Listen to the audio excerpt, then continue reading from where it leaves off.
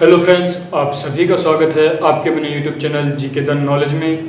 इसमें हम आज बात करेंगे नेपाल के बारे में, क्योंकि अब तक हमने बात की थी पाकिस्तान अफ़गानिस्तान के बारे में, क्योंकि हम पढ़ रहे थे ज्योग्राफी में, जिसमें हम देख रहे थे भारत के पड़ोसी देशों के बारे में। और आज हमें बात करनी है नेपाल के बारे में। तो आइए शुरुआत करते हैं नेपाल की वीडियो, नेपाल के बारे में। तो बात करते हैं नेपाल की। तो नेपाल एक छोटा सा देश है जो भारत का पड़ोसी देश कहलाता है, और यह बहुत ही गरीब देश है। और इसकी ख़ास बात यह है कि जो इसका झंडा है, जिस प्रकार सभी देशों का झंडा चौरस मिलेगा आपको, यानी कि आयताकार मिलेगा, लेकिन एकमात्र देश नेपाल है जिसका झंडा आयताकार नहीं है।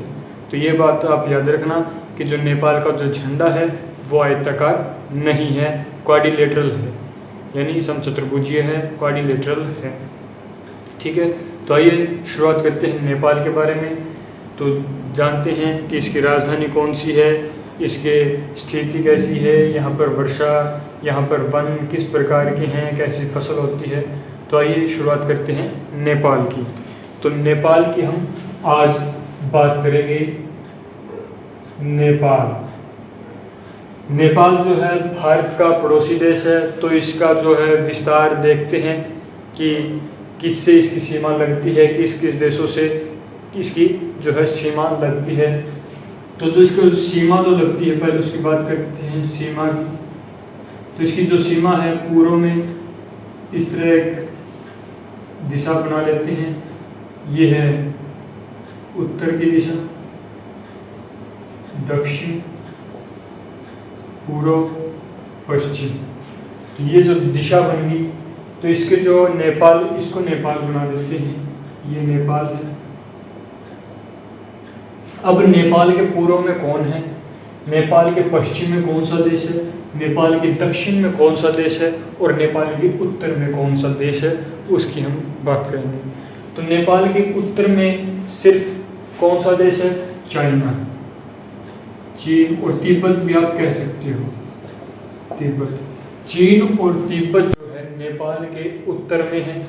बाकी जो पूर्व हो या पश्चिम हो या दक्षिण हो, पूर्व हो, पश्चिम हो या दक्षिण, तो उसके भारत जो है पूर्व, पश्चिम और दक्षिण में भारत देश है, क्योंकि जो नेपाल की सीमा है भारत के साथ सबसे ज़्यादा लगती है। बात करें पर पश्चिम की, तो इस साइड आएगा उत्तराखंड या फिर उत्तर प्रदेश। बात करें इसकी नेपाल की और पूर्व साइड की, तो इस साइड आता है कौन सा, असम नहीं, सिक्किम। और इसके बाद जो बात करते हैं दक्षिण की, तो दक्षिण में बिहार, पश्चिम बंगाल, ये सब जो देश है ये आते हैं। तो नेपाल के पूर्व, पश्चिम और दक्षिण में भारत से सीमा लगती है, और नेपाल के उत्तर में सीमा लगती है चीन और तिब्बत की। तो ये थी इसकी सीमा कि किसकी, नेपाल की सीमा किस देश के साथ लगती है। तो इन देशों के साथ नेपाल की सीमा लगती है। अब बात करते हैं नेपाल की राजधानी की। राजधानी, जो नेपाल की राजधानी क्या है, तो नेपाल की आप सभी को पता है राजधानी है काठमांडू।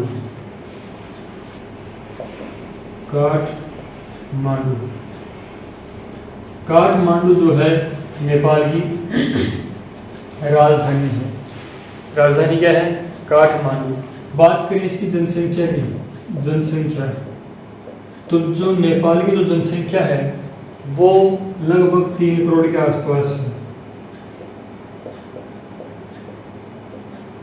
2.89 करोड़, यानी 2,89,00,000 जनसंख्या जो है नेपाल की है। नेपाल की इतनी जनसंख्या है, लेकिन जो 60%, जो 88% है, 88% जो लोग हैं वो हिंदू हैं।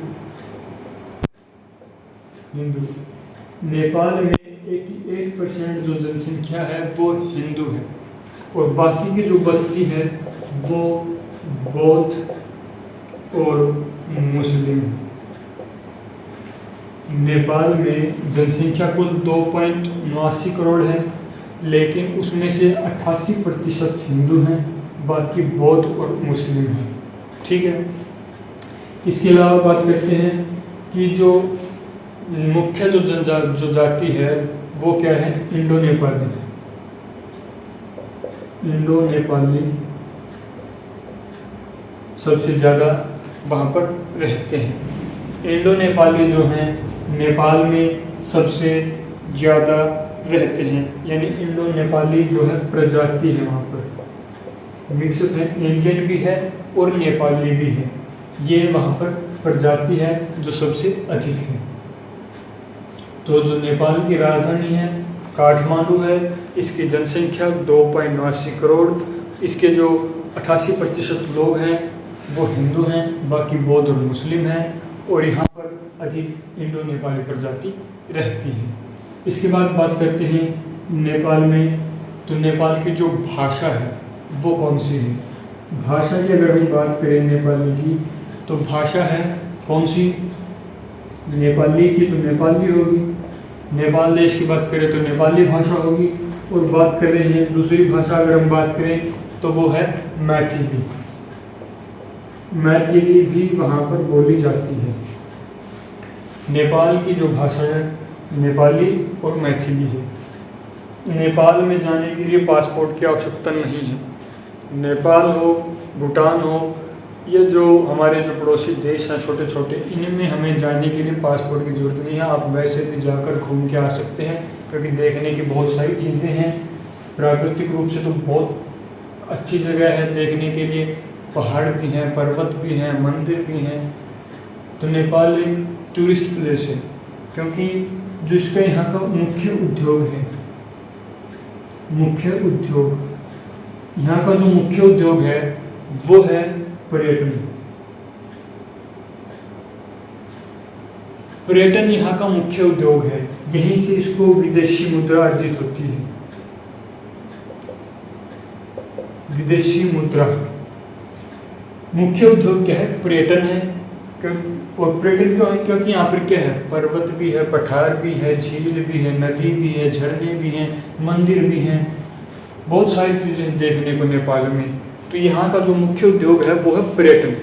और पर्यटन से क्या प्राप्त होती है इनको, विदेशी मुद्रा, जिससे ये अपना जीवन निर्वाह करते हैं। क्योंकि जो नेपाल है एक गरीब देश है, यहाँ की जो जनसंख्या है उसमें 49% जो जनसंख्या है वो गरीबी रेखा से नीचे है, गरीबी रेखा से नीचे। जो 49% जनसंख्या है वो गरीबी रेखा से नीचे जीवन अपना व्यतीत कर रही है यहाँ की, क्योंकि गरीब देश है। गरीब देश होने के कारण इसका सिर्फ मुख्य उद्योग है पर्यटन। क्योंकि यहाँ पर क्या है, उद्योग जो खनिजों हैं उनका अभाव है,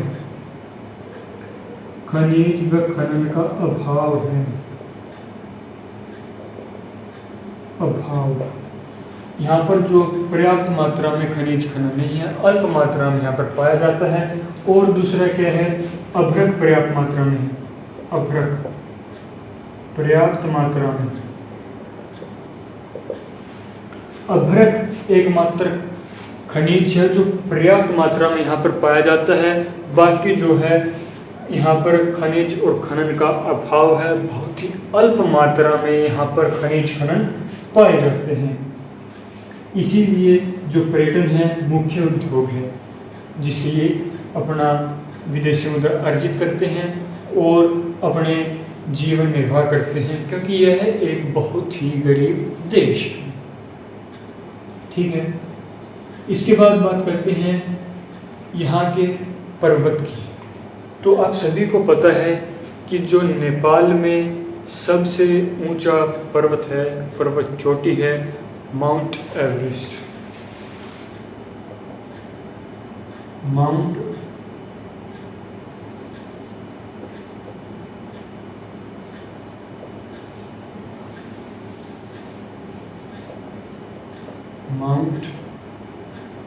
एवरेस्ट।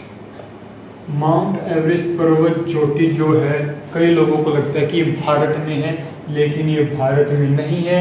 यह नेपाल में स्थित है, विश्व की सबसे ऊंची पर्वत चोटी, जिसकी ऊंचाई है 8850 मीटर। 8,850 मीटर इसकी ऊंचाई है।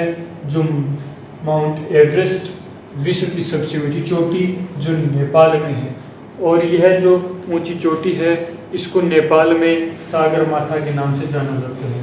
इसका जो नाम है सागर माथा, सागर माथा के नाम से ये जानी जाती है क्योंकि यहाँ पर पहले टिथिस नामक सागर हुआ करता था। जहाँ पर आज माउंट एवरेस्ट है वहाँ पर टिथिस नामक जो है सागर होता था, जिस पर बाद में जहाँ पर माउंट एवरेस्ट बन गया, जिसकी ऊंचाई ये एक नवीन पर्वत चोटी है क्योंकि इसकी ऊंचाई बढ़ती जा रही है। जो वर्तमान में इसकी जो ऊंचाई है वो 8,850 मीटर है और ये नेपाल में है जो विश्व की सबसे ऊंची चोटी है। उसके बाद बात करें इसकी नदी प्रणाली की। नदी प्रणाली की अगर हम बात करते हैं, नदी प्रणाली की बात करें तो पूर्व से पश्चिम से पूर्व 3 नदी प्रणालियां हैं। नेपाल की पश्चिम से पूर्व 3 नदी प्रणालियां, 3। और कौन कौन सी है? पहली है कर्णाली, जिसको घाघरा भी कहते हैं। दूसरी है गंडक, तीसरी है कोसी। 3 नदी प्रणालियां हैं जो पश्चिम से पूर्व की ओर 3 प्रणालियां हैं नदी की, जो उनसे कर्णाली है, दूसरी गंडक और तीसरी कोसी। कोसी को बिहार का शोक कहा जाता है। ये नदी जो कोसी है बिहार का शोक क्योंकि ये बिहार में आती है, नेपाल से होकर बिहार में। कर्णाली नदी जो है भारत और नेपाल के मध्य सीमा का निर्माण करती है। कर्णाली नदी जलीय सीमा कह सकते हैं। और जो चारों ओर से क्या है, स्थलाबद्ध देश है। जो नेपाल है स्थल आबद्ध देश है, स्थलरुद्ध देश है, क्योंकि चारों ओर से क्या है, तटीय सीमा लगती। तटीय सीमा नहीं, जो तटीय सीमा जो है इसकी नहीं लगती। ठीक है। जो कर्णाली, गंडक, कोसी 3 नदी प्रणाली है और ये तीनों का उद्गम जो होता है हिमालय से होता है और ये भारत में बहने वाली गंगा नदी में आकर मिल जाती है। और कोसी को बिहार का शोक कहा जाता है। कर्णाली नदी को क्या है कि इसका भारत और नेपाल की सीमा बनाती है जल्दी। और नेपाल एक ऐसा देश है जो चारों ओर से सीमा से घिरा हुआ है, स्थलीय सीमा से घिरा हुआ देश है, इसीलिए स्थल आबद्ध देश इसको कहा जाता है। बात करते हैं यहाँ पर अब कृषि। तो यहाँ पर जो कृषि है, कृषि जो कार्य किया जाता है वो 16% भूमि पर किया जाता है। कुल भूमि का 16% क्षेत्र पर कृषि की जाती है। कुल भूमि के 16% क्षेत्र पर ही वन उगाए जाते हैं और 13% भाग पर चारागाह, 13% भाग पर चारागाह है, 16% भाग पर वन है और 16% भाग पर जो है कृषि की जाती है। कृषि की बात करें तो यहाँ पर जो मुख्य कृषि है वो है चावल की, उसके बाद बात करते हैं गेहूँ की, गेहूँ के बाद बात करते हैं जो अल्प मात्रा में जो कृषि की जाती है वो अन्य कृषि जैसे कपास होगी, या फिर जो पर्वतीय ढलानों पर जो कृषि की जाती है चाय की, सेब की, ये बहुत सारी कृषि है। लेकिन यहाँ पर जो कृषि है अल्प मात्रा में की जाती है। 16% भाग पर वन पाए जाते हैं। अगर वनों की बात करें तो यहाँ पर जो है वन उष्णकटिबंधीय सदाबहार वन पाए जाएंगे, मानसूनी वन यहाँ पर पाए जाएंगे। और ये जो वन है उष्णकटिबंधीय सदाबहार वन, ये तराई प्रदेशों में पाए जाएंगे। अब बात करते हैं तराई प्रदेश कौन सी है। डाउट तो ये भी है कि तराई प्रदेश, एक बार इसको ड्रॉप कर देते हैं, नोट डाउन कर लीजिए, अगर कोई डाउट है तो पूछ लीजिए।